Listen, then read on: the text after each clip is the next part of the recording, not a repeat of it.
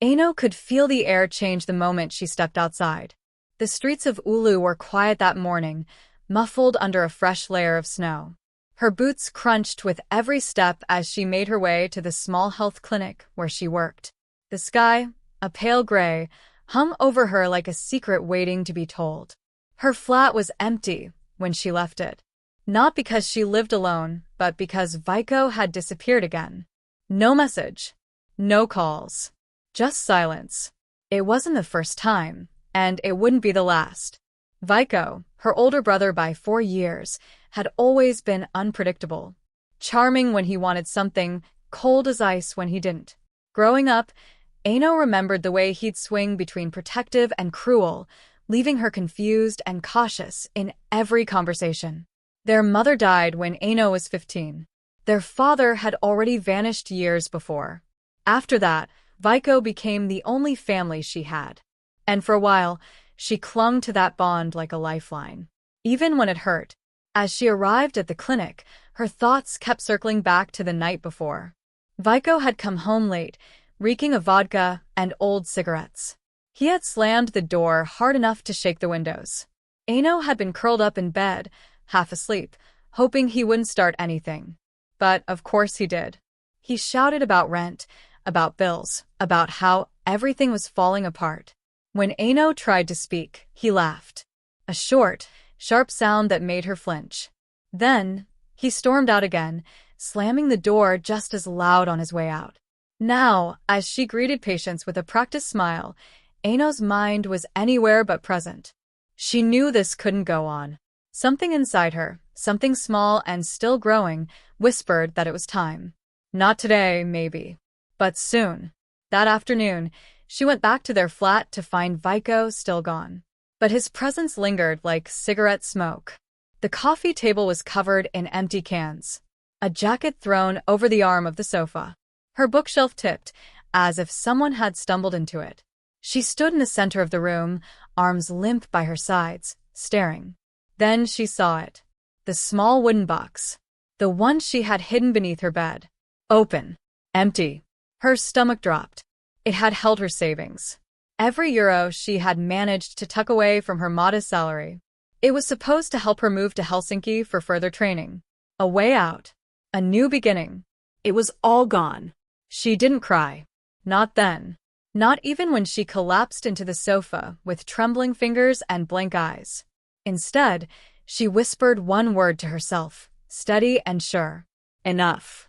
The following days passed in a blur.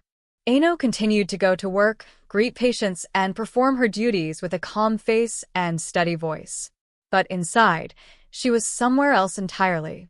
Every time her phone lit up with a message, her heart tightened, hoping it would be Vico. An explanation. An apology. Something. But silence answered louder than any word. On the third night, Vico came back. It was nearly midnight when she heard the door creak open. Aino sat still on the couch, lights off, the television humming quietly with an old Finnish drama. He didn't notice her at first. His footsteps were unsteady, and the faint clink of glass told her he wasn't alone. A bottle, perhaps. When he turned and saw her sitting there, his expression didn't change. "You're up," he said, voice rough. "You stole from me," she said softly. Vico shrugged and walked past her, into the kitchen. "I borrowed it. I'll pay you back." "No, you won't," she replied, standing. "You've never paid anything back." He didn't answer. She followed him into the kitchen. "You took everything I had." "You act like I took your heart, Aino. It's just money." "It was my way out. My future." He turned then, slowly, eyes glazed but dangerous. "I'm your family. I'm all you've got. Don't talk to me like I'm a stranger." Aino felt something inside her break. It wasn't loud. It was quiet. A final snap of a thread stretched too thin for too long. She stepped back, heart thudding, her voice barely above a whisper. "You are a stranger now." For the first time in years, Vico looked unsure. He blinked, then scoffed. "Don't be dramatic." But she wasn't being dramatic. She was done. That night, Aino packed a small bag. Just essentials. She didn't tell Vico where she was going. She didn't leave a note. She just left. The cold air bit at her cheeks as she stepped out into the stillness of Ulu once more.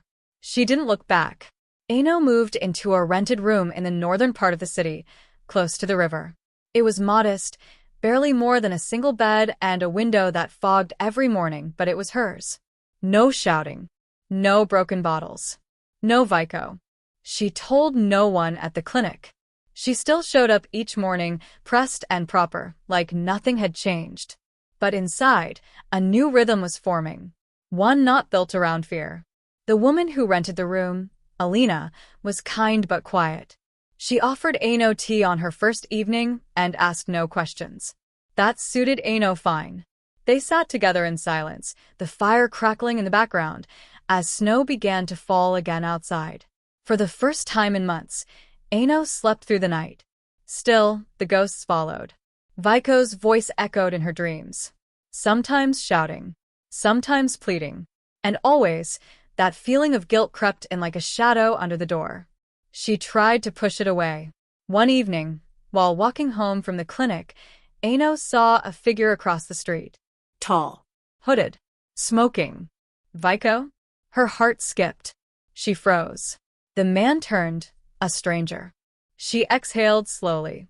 But she knew it wouldn't be long before he found her. He always did. It came 2 days later. A voicemail, left during her lunch break. Aino, listen. I'm sorry. I didn't mean to take the money. I was desperate. You know I've got problems. Don't shut me out, please. Just call me back. She stared at her phone for a long time. The clinic buzzed around her. Phones ringing. Children crying. Nurses laughing. But Aino sat still. She didn't delete it. But she didn't call back either. That night, she walked along the riverside, hands deep in her coat pockets, watching the water shift and move like thoughts she couldn't catch. The moon was full, silver light touching everything gently. She found herself wondering what her mother would say if she were still alive. Would she tell Aino to go back? To forgive? Or would she say this was enough? The next morning, another message. Fine. Don't call. But don't think you're better than me. And then another, hours later. You're just like Dad. You run. That one stayed with her. Because maybe it was true. Aino took a day off work. She rode the tram to the edge of the city, where the old houses still stood with chipped paint and forgotten gardens. Their childhood home had long been sold, but she stood in front of it anyway, staring at the windows, the crooked mailbox, the stone path Vico used to run across with scraped knees and wild laughter. It had been a beautiful house once. She remembered their mother sitting on the porch, peeling apples. The smell of cinnamon in winter. Laughter. Arguments. The silence after their father left. Vico had changed after that. Hardened. Cold. Aino walked away before anyone could ask what she was doing there. At a nearby cafe, she sat with a steaming mug of coffee, watching people come and go. So many families. Siblings holding hands. Laughter that didn't ache. She realized then some things never heal. But some things do. With distance. With time. With choice. She had made her choice. But Vico hadn't made his yet. It was almost midnight when her phone rang. Aino almost didn't answer. But something told her to pick up. Aino.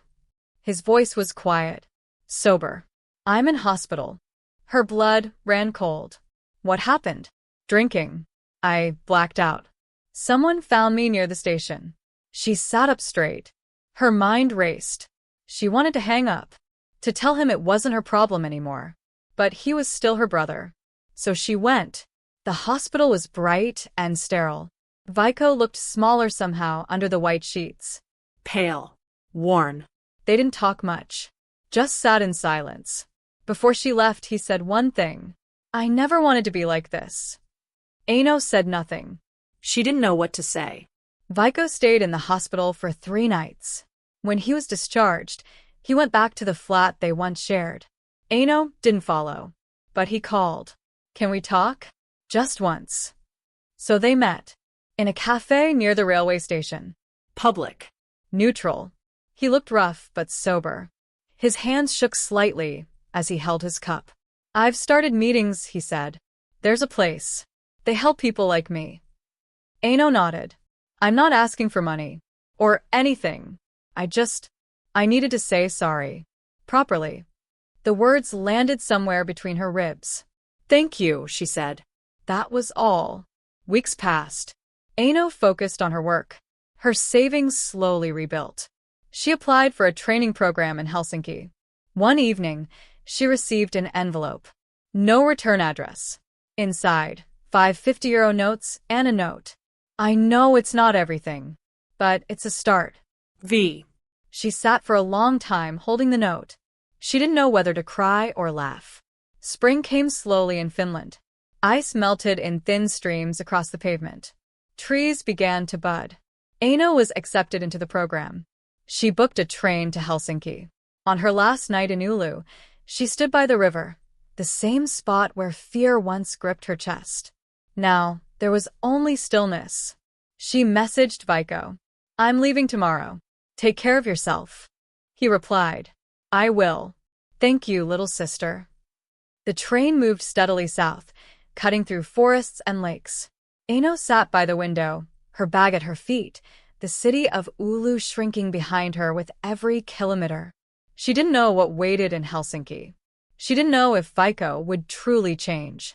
But she knew this. She was free. The sky ahead was pale blue, wide and open. And finally, she could breathe.